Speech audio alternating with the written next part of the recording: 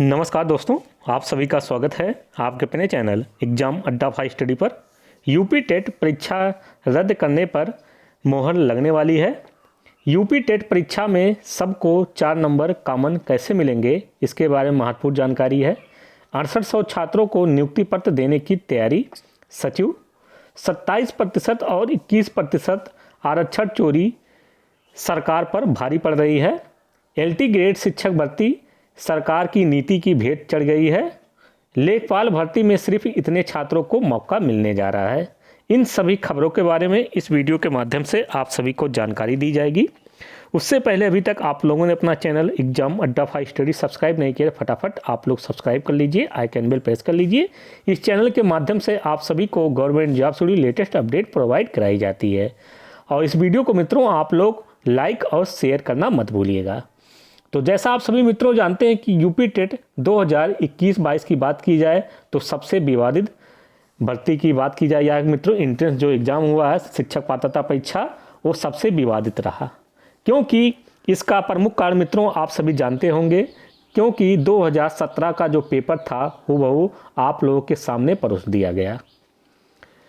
बात की जाए तो प्राइमरी लेवल की 2017 का जो पेपर था लगभग देखा जाए तो 100 क्वेश्चंस के आसपास हूबहू एकदम क्वेश्चंस वही आए हुए थे। और बात की जाए जूनियर लेवल की तो मित्रों 2017 का पेपर एकदम डिक्टो मतलब वही लाकर आप लोगों के सामने रख दिया गया। यानी जिन भी हमारे भाइयों बहनों ने प्रीवियस ईयर 2017 का पेपर देख के एग्ज़ाम हॉल में गए होंगे उनकी तो बल्ले बल्ले हो गई होगी, उनकी तो चांदी कट गई होंगी।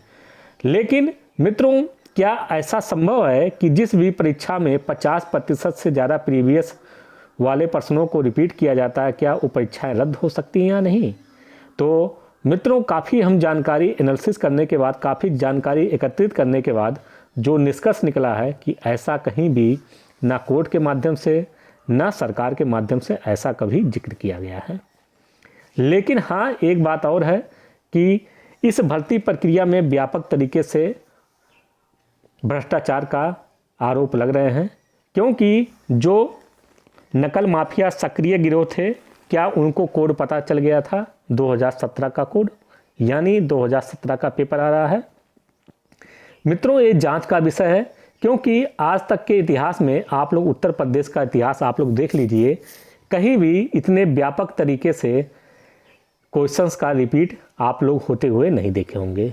लेकिन यूपी टेट परीक्षा में आप लोगों ने देखा होगा मित्रों कि जो परीक्षा की शुद्धता है वो तार तार कर दी गई है।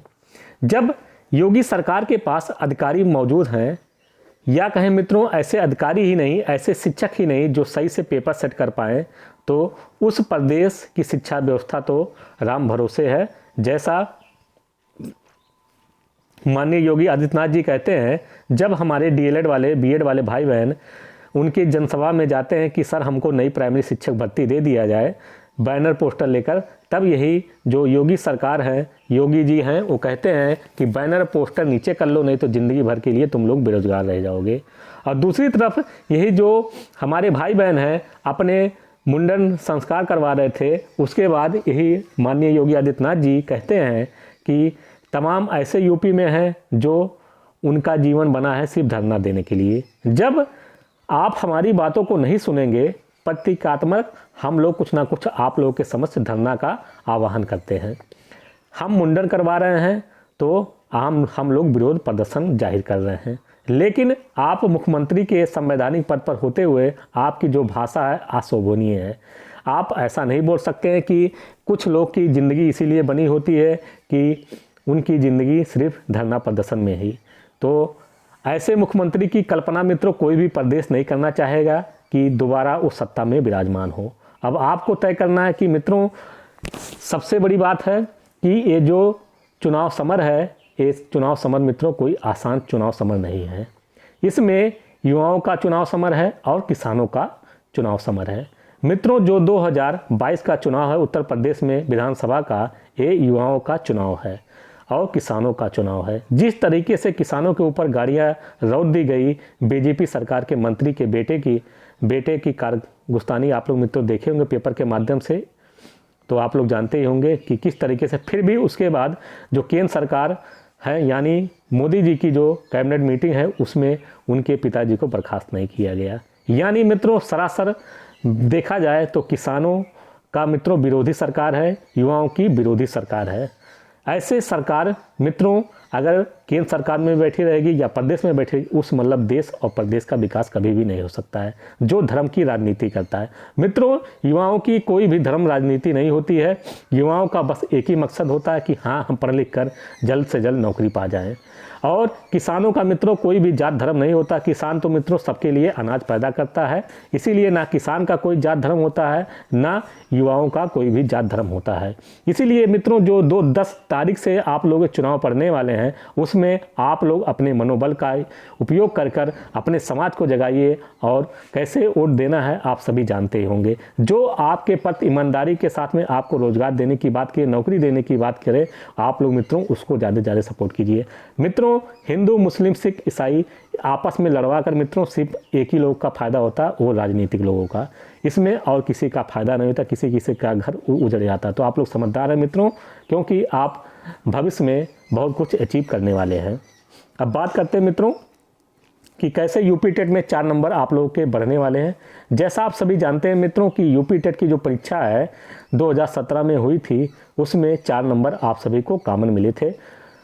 तो यानी 2 नंबर आपके सिंगल बेंच से, 1 नंबर आपके डबल बेंच से और 1 नंबर आपके सुप्रीम कोर्ट से। यानी जो विवादित प्रश्न थे वो सभी आपके सामने उड़ेल दिए गए हैं। यानी 2022 का जो यूपी टेट का परीक्षा है वो सुप्रीम कोर्ट जरूर जाएगा। सुप्रीम कोर्ट भी जाएगा, सिंगल बेंच भी जाएगा, डबल बेंच भी जाएगा। जैसा पिछली बार 2017 में देखा होगा कि जो परीक्षा था सबसे विवादित परीक्षा था, अब 2022 का जो परीक्षा है सबसे विवादित परीक्षा है। अब आइए मित्रों बात करते हैं 6800 छात्रों को नियुक्ति पत्र देने की तैयारी में। जैसा मित्रों जानते होंगे कि अनिल भूषण चतुर्वेदी जी ने उन्होंने कहा कि यूपी टेट की परीक्षा की वजह से कोई भी हम लोग शेड्यूल नहीं जारी कर पा रहे थे 6800 छात्रों को लेकर। उसके उलट मित्रों अब यूपी टेट की परीक्षा संपन्न हो चुकी है। चाहे जैसे संपन्न हुई हो, चाहे भंडाफोड़ के माध्यम से संपन्न हुई हो, चाहे चोरी के माध्यम से संपन्न हुई, लेकिन यूपी टेट की परीक्षा संपन्न हुई। अब हमारे जो 6800 भाई बहन हैं जिनके घर में रोजगार का दीपक जलना चाहिए, अब उनकी बारी है। 6800 छात्रों को नियुक्ति पत्र देने की तैयारी में मित्रों शिक्षा विभाग अब जुट गया है, क्योंकि यूपी टेट की परीक्षा अब संपन्न हो चुकी है। अब आंसर की आएगा, उसके बाद रिजल्ट आएगा, उस पर आप लोगों के प्रतिक्रिया एक्शन लिए जाएंगे। यानी क्वेश्चन पे आप लोग जो विवादित क्वेश्चन है उस पर आप लोग आपत्ति कर सकते हैं। तो सब मिलाकर यही है कि सचिव जी ने साफ साफ स्पष्ट संकेत दिया है कि इसी महीने के लास्ट तक आप सभी का जो प्रक्रिया 6800 छात्रों का वो संपन्न करा ली जाएगी। अब बात करते हैं 27% और 21% का जो आरक्षण चोरी हुआ है योगी सरकार के द्वारा, वो सरकार के ऊपर भारी क्यों पड़ रहा है?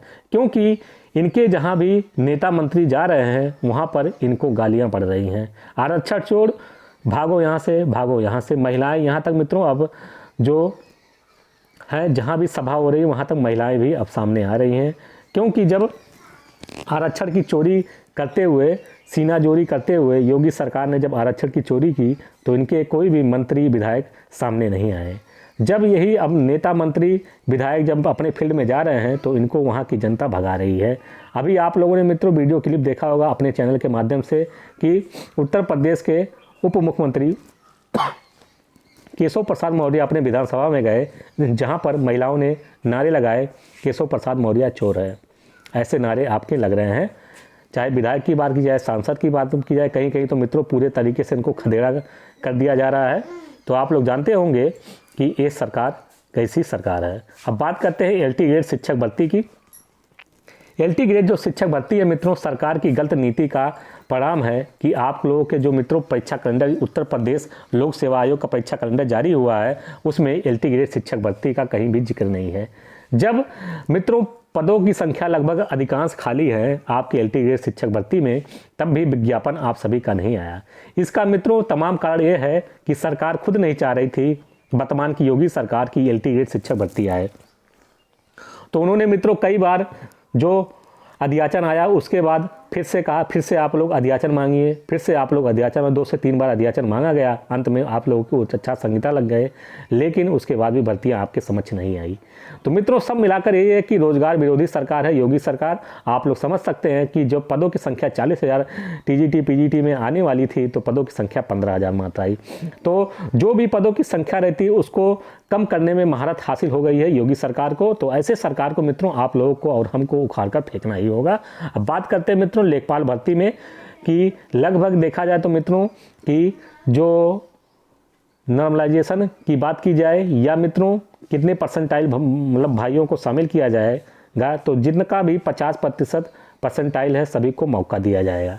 लेकिन कहीं भी नोटिफिकेशन में ऐसा कहीं मेंशन नहीं किया गया है, क्योंकि लेखपाल की भर्ती प्रक्रिया भी मित्रों विवादित भर्ती प्रक्रिया होने वाली है। क्योंकि अगर जिस भी भाइयों बहनों को शॉर्टलिस्ट किया जाएगा वो सीधे कोर्ट की तरफ रुख करेंगे। तो यानी यही है, उत्तर प्रदेश सरकार की जो भी भर्तियां निकली हैं सभी विवादित भर्तियां रही हैं, चाहे लेखपाल भर्ती की, चाहे शिक्षक भर्ती की, कोई भी भर्ती आप उठा के देख लीजिए A to Z सभी भर्तियां विवादित रही हैं। तो जो हमारे पास सूचना कि 1 लाख कैंडिडेटों को बुलाया जा सकता है लेखपाल भर्ती में। अब देखना है मित्रों कि कितने लोगों को शॉर्टलिस्ट करते हैं। तो अब तक की मित्रों अपडेट यही है कि आपके समक्ष जो भी खबरें बताई गई हैं 100% ऑथेंटिक 100% गारंटी के साथ खबरें आपके अपने चैनल एग्जाम अड्डा 5 स्टडी के माध्यम से बताई जाती है। तो अंत तक जुड़े रहने के लिए हमारे सभी सम्मानित साथियों का बहुत बहुत धन्यवाद। जय हिंद, वंदे मातरम।